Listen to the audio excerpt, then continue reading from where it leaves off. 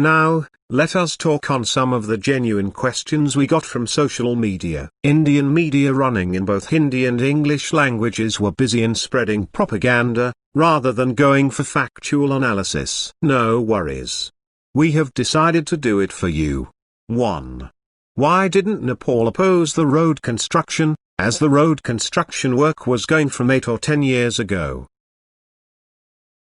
Dear lovely people, road construction was all right to the west side of the Kali River when it started and was work on progress. As the road construction crosses point 2.W to 2.E onwards, it's trespassing to Nepal's land. This is the problem. All that called 8 or 10 years of road construction, Kailash Mansarovar Road, was from point 1 to point 2.W, west side of the Kali River. And the road construction should have gone towards point 3 from point 2.W, but it went towards point 2.E. So, as the road construction project entered the Nepali land, Nepal objected it. 2. If Kalapani belongs to Nepal, how is there the presence of Indian army? Also, why didn't Nepal put Limpiyadhura on its map before?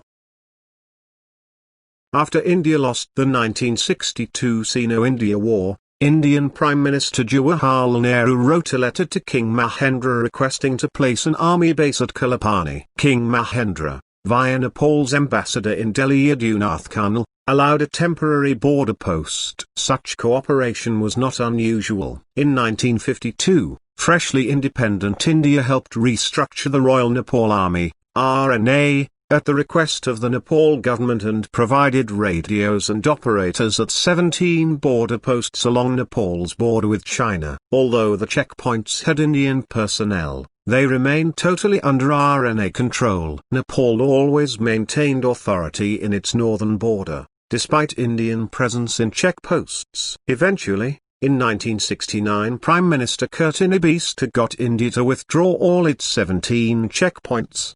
Contrary to what has been reported, the Kalapani base was not a part of those 17 border posts. It was an Indian Army base in Tisalkaka, the original name of Kalapani, which commanded the access to the strategic Lipulekh gap on the Chinese border, for which King Mahendra had granted temporary permission after the 1962 Sino-India War.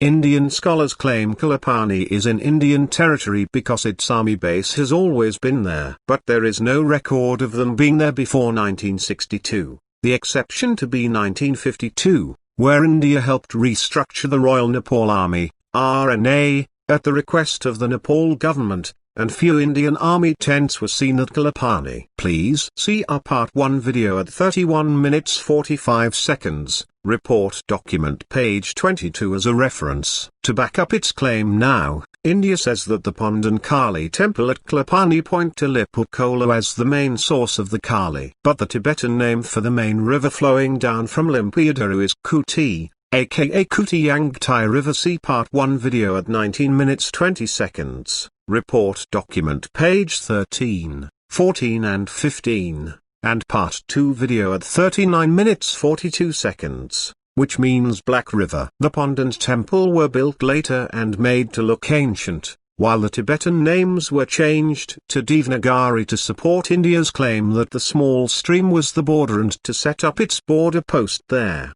In this way, when asked to remove the camp in Kalapani, the Indian side created a dispute on the territory on the base of the Sugarli Treaty. Then, the disputed issue on Kalapani was handed over to a study team with an agreement for not including the disputed area by both the countries in their respective political maps until finalization of the dispute. This is why Limpiyadhura was not included in Nepal's old map. It is also understandable that the 1990 People's Movement, Nepalese Royal Massacre, 2001, 2006 People's Uprising, the Maoist insurgency, and the Terai Uprising made Nepal more involved in its internal crisis, and the map issue was not updated. But now the government of Nepal has considered to solve it permanently. See the figure as shown in the screen. An old map of Nepal, 1975, left incomplete in the Limpiyadhura region.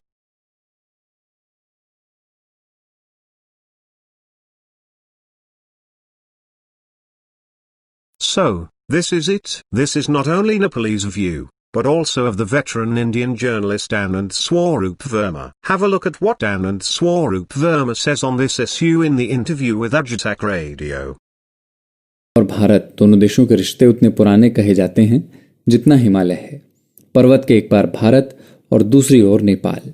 Nepal के बहुत सारे लोग हमारे यहाँ नौकरी करते हैं और भारत के तमाम लोग वहाँ खरीदारी करने और रोजमर्रा के कामों के लिए जाते हैं। लेकिन बीते कुछ दिनों से दोनों देशों के बीच सीमा के आसपास के इलाकों को लेकर खींचतान चल रही है। नेपाल ने एक नया नक्शा बनाया है जो भारत को मंजूर नहीं है। हमारी सहयोगी माधुरी ने वरिष्ठ पत्रकार आनंद स्वरूप वर्मा से बात की और उनसे पूछा कि इस मसले को बातचीत की मेज पर लाने में दिक्कत क्या हो रही। ये विवाद कोई नया विवाद नहीं है, ये बहुत पहले से काला पानी वाला मसला जो है और लिपुलेख का भी, ये दोनों मसले बराबर चर्चा में रहे हैं।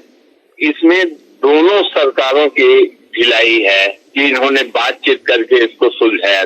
नेपाल के अपने जेन्युइन ग्रीवेंसेस हैं, उसको भारत देख नहीं पाता है, इसलिए कि भारत एक बड़ा राष्ट्र है और उसके बाद आप कहते हैं कि ये चीन की तरफ मुखातिब हो रहा है। नेपाल के दो ही पड़ोसी देश हैं, एक भारत है और एक चीन है।